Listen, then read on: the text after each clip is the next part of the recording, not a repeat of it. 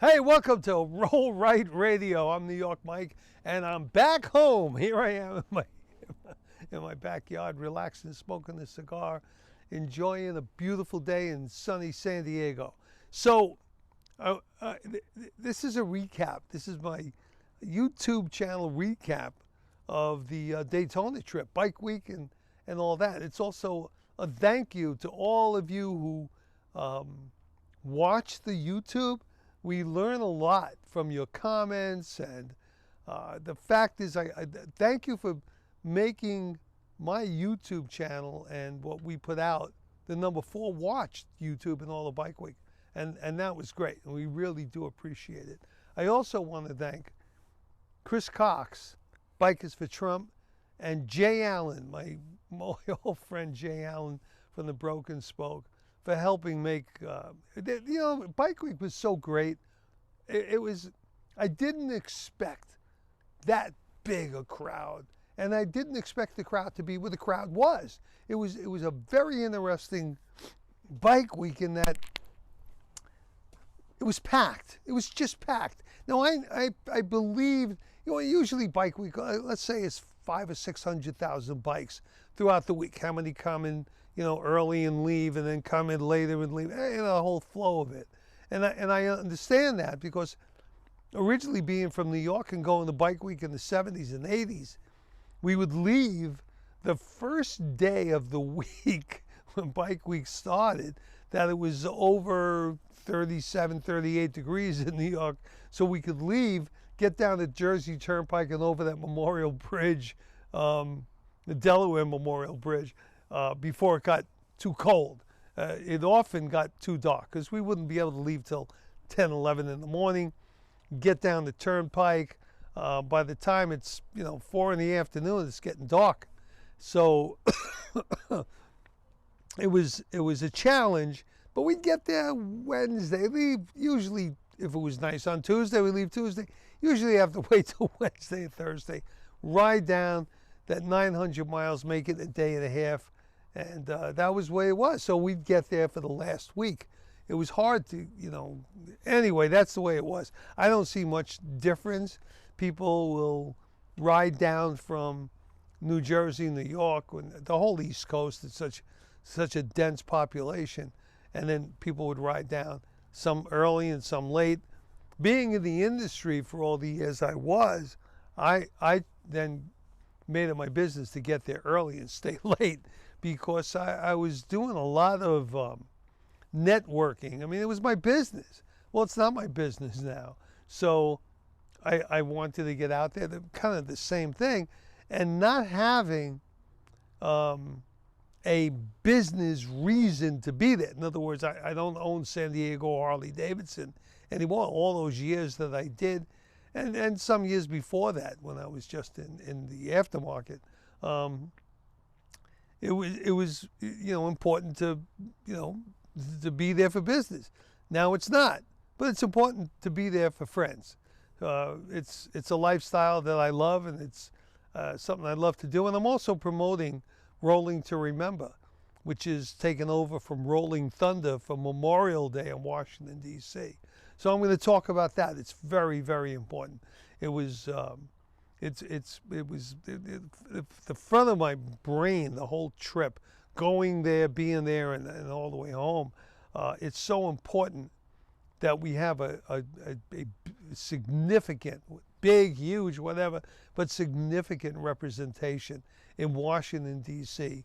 for what was 32 years of Rolling Thunder, and we can't let that subside, deflate, whatever. We've got to keep that up, make that noise that we made, bring the attention every Memorial Day to the monuments in Washington, D.C. The Vietnam Veterans Memorial obviously is near and dear to my heart. The Korean Memorial, the World War II Memorial, all the monuments to so many brave soldiers, sailors, airmen, and Marines that gave their lives. That's Memorial Day. It's memorializing the lives sacrificed so we can have this great country, this freedom. And like I said, our job is to live lives worthy of that sacrifice. And I think part of that is to make sure that on days like Veterans Day and Memorial Day, that we honor those. So I want to do everything possible to bring back that huge surge of patriotism, the demonstration of how much we love those people who gave their lives, their families, the Gold Star moms, the families, the Gold Star wives, the Gold Star dads, husbands. I mean, the kids of those. That's what it's about on Memorial Day in Washington, D.C. And I also want to thank the AMVETS. I know how hard they've been working to bring back that institution that we created, that demonstration of all that in Washington, D.C., and the AMVETS are working hard. It's not easy dealing with governments. It never is. It's not easy dealing with the Pentagon. You'd think it would because of what it all represents, but it's hard. And I have a lot of respect and appreciation for everybody working to make that possible. So I figured there would be a couple of 100,000 people, not the 500,000 or 600,000. This COVID has, devastated America. But Florida, stepped out, unlocked itself, and said, hey, come on down. Welcome. Come on in. Ride down, drive down, fly down. Get to Florida, and we're going to treat you just great. And they did. And that invitation, which is an interesting concept, that invitation enticed so many people. I'm sure there was at least 500,000 motorcycles there. As a matter of fact, I got there on the first Saturday. It was a rainy ride. By the time I was getting into Tallahassee, the rain was coming down. And I think I got to Tallahassee about 4 o'clock.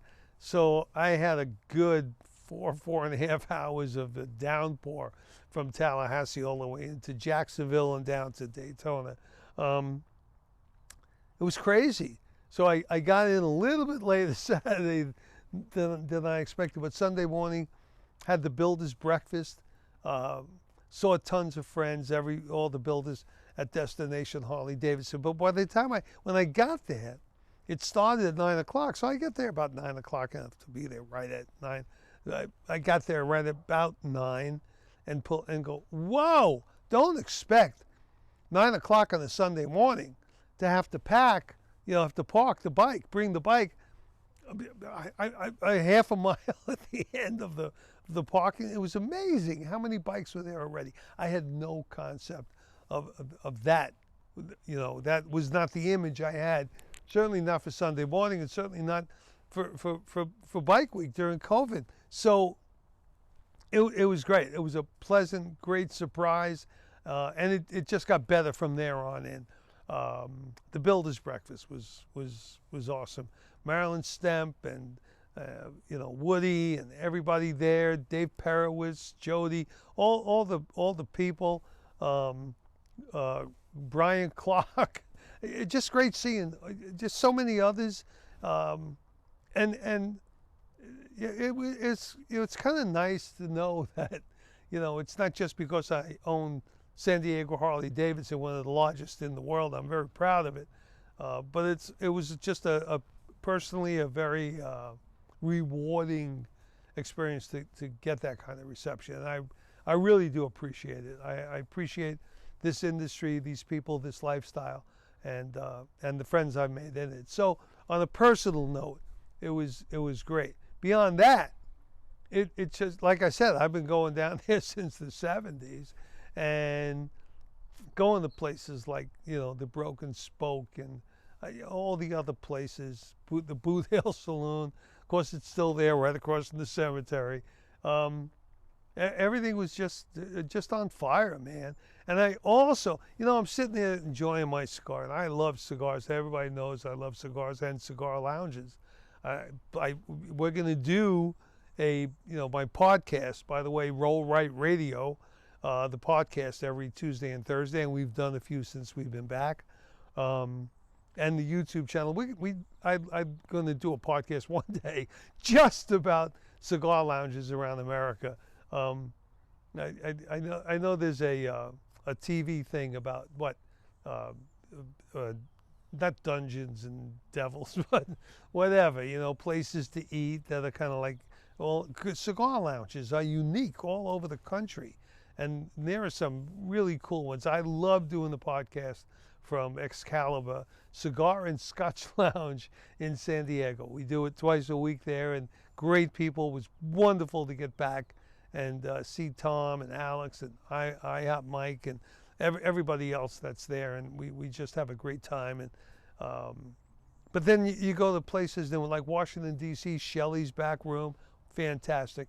In New York City, the Macanudo Club, and I got to tell you, Daytona, the Ormond Cigar Company, the Cigar Lounge, right in Destination Harley. So if you go to Destination Harley, you got that bar that's right there with the band in front and all that stuff. And then right next to it, if you haven't noticed, it's there.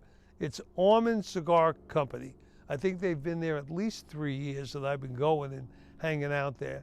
And those guys are just, it's just a really cool place. They make you feel like every other cigar place that I go to. They just make you feel like, your family. You're there all the time. Hey, welcome.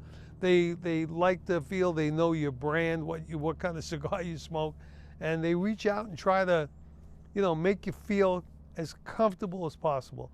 And I love being there. I don't know what it is about cigars,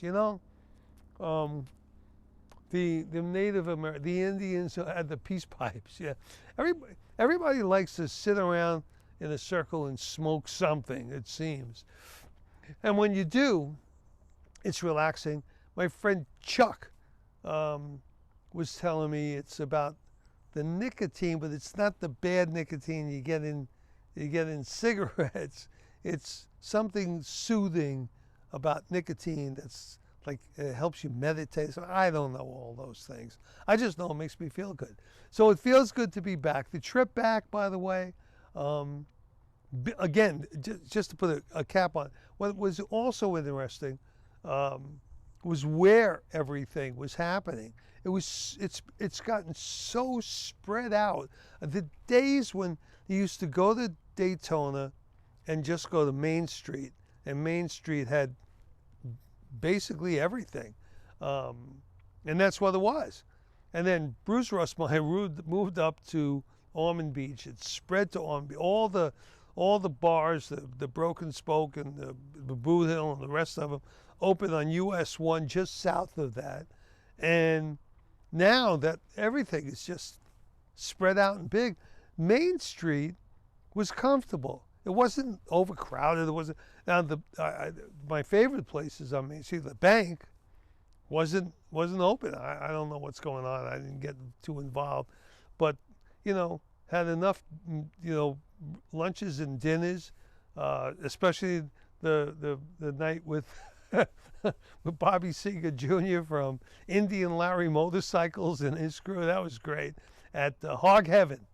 I can't go to Daytona to Bike Week without having a meal at Hog Heaven right there in A1A. It was just great. So we had a great time.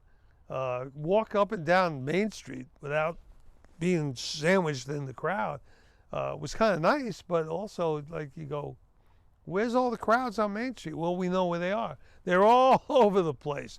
And I'm sure had I gone down to Orlando or further down the other way towards Space Coast Harley Davidson, that I would have seen a lot of crowds there, because I know that Bike Week has really spread out all over that part of Florida and Jacksonville, and it's just become a North Florida, if you will, kind of an event. Maybe a Central Florida kind of an event, but it's huge, and it was awesome being a part of it and seeing how successful it was. And everyone, and by the way, COVID schmovid, man, forget about it. This is, I'm not saying it's a myth. I've lost some good friends. My very best and longest friend, Bob Agnes, passed away from COVID, clearly. And so I take it seriously. Don't get me wrong.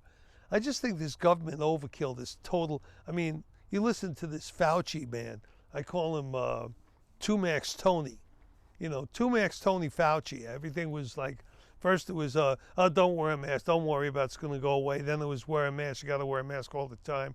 And then there was something else. And then he blamed Trump. Then he blamed this one. Then he never blamed China, by the way. It's a Chinese virus, okay? And Wuhan, China is where it came from. And whether or not it was manufactured there and sent here, all that stuff, we're going to find out. It's going to take the next administration, because this administration clearly is not going to be getting its hands dirty and doing that. But whatever it takes, we're gonna find out. You can't hide these things forever. So it's the Chinese virus, and the reaction that we've had, 6 feet apart, 6 feet apart. Now it's all of a sudden 3 feet apart, 3 feet apart. Oh, and 2 and 3 masks, or maybe, you know, if you're 3 feet apart, you don't need a mask, or is it if you're 6 feet apart, we don't need a mask? You know what? The travesty of this whole thing is that the government response is horrendous. Right now is horrendous. It was horrendous under Cuomo. Obviously, this man is a criminal, and he's guilty of crimes, and mostly it's the crime of covering up his mistakes. And mistakes are only criminal when you, after you make them, you go, whoa, I shouldn't have done that. You know, did you accidentally rob the bank? Yeah, he accidentally might have murdered 15,000 people in nursing homes by sending them back to those nursing homes with COVID. So if he said that and admitted to it, it'd be great. Instead, he writes a book about how great a leader he was during COVID. Well, he wasn't. And his fireside chats talking about his family, talking about his brother and his mother and his this and that, and the Italian Sunday meals, his sister, his whatever. I mean, all that stuff turned into him giving special dispensation to his family members to get tested and to get treated. It's just wrong. So this is a response. Gavin Newsom, what a ridiculous response he had. Nobody learned from the states, Republican-led states like DeSantis. You know, here you had Governor DeSantis opens up Florida. Here you have Governor Abbott opens up Texas. And the results in those states, COVID results, are no worse than any place else. The difference is less people are losing their businesses. Same amount of people may be getting COVID proportionately and all that, but less people are losing their businesses, and people have a place to go. We have the ability to socialize, to ride our motorcycles, to be in Florida or Texas. By the way, I'm talking about riding through Texas. It was great. And so that's important. Just as important, maybe not quite as important, as opening up the schools for these kids to get there, to socialize, to grow, to learn, not just, you know, you go to school, you don't just learn reading, writing, arithmetic. You learn how to get along with others. You learn how to handle bullies. You learn how, I mean, playing sports and all the other metaphors of life that you learn in school. We need to open up. And so let's admit the mistakes that we made, because there's going to be other pandemics, other things coming down the pike. What's the government response supposed to be? If we don't learn from our mistakes, that's the beauty of a mistake, is the lessons that it teaches and your willingness to learn those lessons so you can apply it and make it worthwhile. If you're going to live in denial and write books about your great leadership instead of about, maybe if he wrote a book about the mistakes we made, so, you know, what we should do in the future is, and apologize to some of the people whose lives the lives you were lost with COVID. But what about the lives of people whose businesses were just devastated. But those people, so many thousands, will never come back. Look at New York City. New York City will never be again the New York City it was. I don't believe so. I don't think they're coming back from this for a lot of reasons. Some of it not just because of bad leadership, which there's plenty of, but also because we just changed our lifestyles. People that used to go to work in offices that had to, spend a lot of money for those offices and be there and commute every day and go to work every day and be in an office every day and commute home every night. Those people working from home, some of them are like, wait, this is working out. Now, I've talked to people that can't wait to get back to their office environment and really get to work. But the office environment's going to change. There's going to be work from home days, and the ability to work from home and the ability to do things on a virtual basis. I've never been a fan of that. I'm a guy that likes to sit across from somebody, eyeball to eyeball, man to man, man to woman, woman to woman, just so that we can, person to person, conduct business and carry on things. Just like those kids in schools need to be there with their friends and other kids, and not just their teachers, but every part of that experience. I think that's all important, but it's going to change, and it has changed. But beyond that, how about all the other things that we've witnessed and gone through? The defund the police, the criminalizing the police in the eyes of the public. That's just wrong. I'm not going to spend the time today to go into all that. I'm going to talk a little bit more about riding back the Odyssey, Ulysses going home from the wars, and it was just a great trip going through. I think I did a podcast about leaving Daytona and going up to Columbia, South Carolina, another alma mater of mine, and watching my grandkids play soccer. It was a great experience being with my daughter, my son-in-law, and my grandkids. It was wonderful. And then I rode back down to Mississippi, back to Biloxi, then through Louisiana into Texas. And Texas, which was great coming to Daytona, that was just before Governor Abbott said no more mask mandates, and it was still pretty good. So coming back, I went to the same places, and there was not even the waitresses or the wait staff or anybody else was wearing masks. And take a look at the stats. Did it do anything to spread COVID? No, absolutely not. So going through Texas, going through Beaumont, Houston, San Antonio, all the way to Van Horn was great. And Van Horn had a great dinner at RJ's. That was terrific. The only problem was waking up in the morning, Thursday morning, and it was very cold. I wanted to get out early. I wanted to get all the way to Yuma from Van Horn, 800 miles. And it was so cold. So I had to wait till about 9 o'clock, and I got out. It was 37 degrees. And it didn't seem to get warmer all the way through El Paso, Las Cruces, into Arizona. It was like, whoa, it was just cold. But I did make it to Yuma, and that was pretty cool. So it was an excellent trip there, an excellent trip back. I just talk, going there, I talk to people about, what, the choices of jackets, how to dress, what to wear, and all that. I'll say this much on top of all that.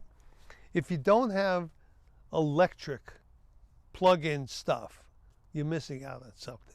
Now, I remember the first time I was going to Daytona. It had to be in the early 80s. And, a biker jacket and a sweatshirt, pretty much. Just an open face helmet, but with that plastic in front that snapped in to the snaps and went down. That was about it. One day, it was in the 80s, I was riding down with 3 or 4 friends, and I found if I remember, the Veta vest, a heated vest. Whoa, put that together, plugged it in, and I know for sure I was on my It had to be like 85, 86, because I was on my FXR, that lowrider, the first Evo lowrider that I got. And I remember pulling into someplace in South Carolina and Georgia, into like a Waffle House. So we pull off the road. There are 3 or 4 of us. I take off the jacket, and I got this electric vest on. And these guys look at me. What's that? I go, it's an electric vest. Plugged in. I'm nice. What, are you kidding me? What, are you some kind of faggot? What is that? I go, what are you talking about? I said, this isn't an endurance contest. It's a motorcycle trip. I want to do whatever makes my ride that much more comfortable. It's not a contest to see who can handle the elements better. I've been through that. I've been in the military. I did my cold weather training in Alaska, fellas. So, you know, where's it? And them making fun. It's like as if, and it was a revelation. But I got to tell you, just that vest, it was great. So from there, you know, of course, things get better and better. And then they made the electric jackets, and I've got the gloves and the pants that plug in. I never use that stuff, but you know, I got heated grips, so I don't have to have electric gloves. I just got nice, you know, medium-sized gloves, and I got the electric the heated grips. It's great. But I highly recommend, if you haven't traveled, if you travel around the country, and I'll take my electric jacket to Washington, D.C. on Memorial Day. That's right. You know, when you go across the country, like, you know, we like to take 70. It's my favorite road to go across. It's direct, right over the Rockies, right through Colorado and on. How many times I've had to plug that vest in, go through Colorado in mid to late May, early June. I remember one year, I didn't go back with Robert. I went up to New York, and I'm riding in New York, and Robert sends me a video from Colorado, him in a snowstorm. And he says, thanks for letting me go back alone. And there he is showing me, and he's in a snowstorm. It happens. So I always pack that electric vest. I don't remember if I use it or not going to Sturgis in August, but I'll bet you it's in my bag. It packs so small. You know, they're made of light material. They pack small. If I don't have a vest, I just have a jacket. If I had a vest, that'd be plenty, you know, in May and June, and at Sturgis. But I would definitely recommend heated gear. It's out there. It's so easy to adapt it, to put it into the battery. So you got a little thing sticking out. You plug it in. You have something. You have a rheostat or an on-off switch. It's simple. Go to your local dealer. If you live near San Diego, go San Diego Harley Davidson. If they don't have it on the floor, because my big mouth, everybody comes and takes up all that they have. Order it. They'll have it in just a couple of days. So I recommend that highly. It definitely meant a lot to me. Getting up at Van Horn and leaving at 37 degrees. Yeah, I was plugged in. You could better believe I was plugged in. So anyway, I wanted to do this recap. I want to thank everybody for a great Daytona. Like I said, Jay Allen, Chris Cox, everybody else, Marilyn Stemp, all the rest of you guys. Thank you so much. And thanks all of you for making Roll Right Radio the #1 watched YouTube channel during Bike Week. And I'm glad you guys are watching Roll Right Radio right now, listening to the podcast. And yeah, I'll see you on the radio. I'm New York Myke, Roll Right Radio. Thanks.